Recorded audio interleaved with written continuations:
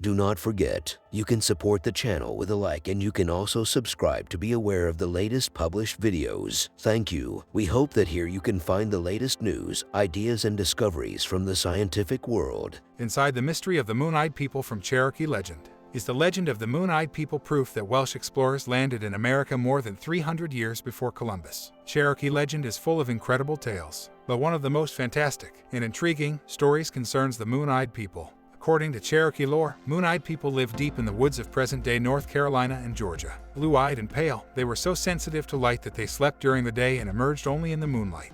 And unlike other beings who appear in indigenous legends, they were neither spirits nor monsters, but humans like the Cherokee themselves. Though the legend of the Moon-Eyed People may be merely that legend, some suspect that Cherokee stories about these mysterious beings may be rooted in historical fact. Some even suspect that the Moon-Eyed People were descendants of Welsh settlers who arrived centuries before Columbus. This is the story of the Moon-Eyed People of the Appalachians and the mysterious traces that they may have left behind.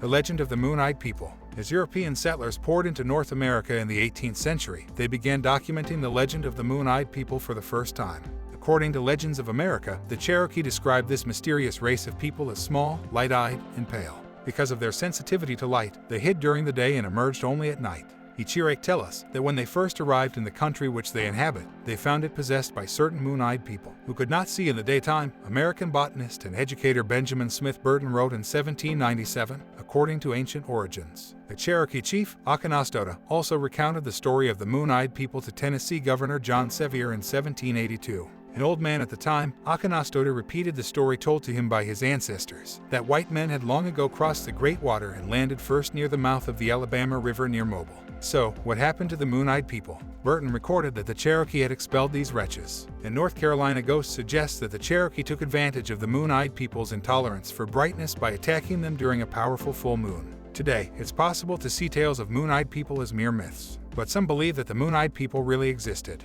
They suspect that they were Europeans who came to North America in the 12th century. Did Welshmen come to North America in 1170? The legend of the Moon-Eyed People runs parallel to another legend, this one about a Welsh prince named Madoc ab Owain Gwynedd. According to Legends of America, Madoc and his brother Rhyd allegedly decided to flee from Wales in 1170 because of a civil war between their brothers. Sailing west, the brothers allegedly landed in North America and established a settlement. Legend states that Madoc even returned to Wales to bring more people across the Atlantic with him.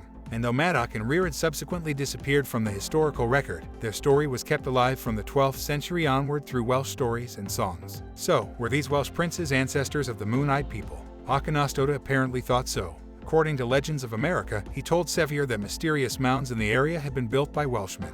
What's more, some Welsh settlers noticed startling similarities between their culture and the indigenous culture they encountered in the New World. As Ancient Origins reports, Welshmen in North America found stone forts like those their ancestors had built back in Wales. Noticed that some indigenous people had pale skin and blue eyes, and even remarked that certain indigenous languages sounded similar to Welsh. In 1608, a group of white settlers even found that Welsh was so similar to the Monacans language that they had a Welsh-speaking member of their party, Peter Wynne, act as an interpreter between the two groups. Though it's easy to dismiss some of this evidence as coincidence, some contend that the Moon-Eyed People also left physical traces of their civilization in the Appalachians. Mysterious traces of Moon-Eyed People. To this day, a number of strange sites exist across the Appalachian foothills which some believe are traces of the Moon-Eyed People. As Legends of America reports, one such site is Fort Mountain in Georgia. There, crumbling traces remain of a once mighty wall. Almost 900 feet long, 12 feet thick, and 7 feet high in some places, the wall bears a striking resemblance to European battlements. Sevier even told a friend that the wall had been built by the Welsh, writing that they'd constructed it as protection against the ancestors of the Cherokee,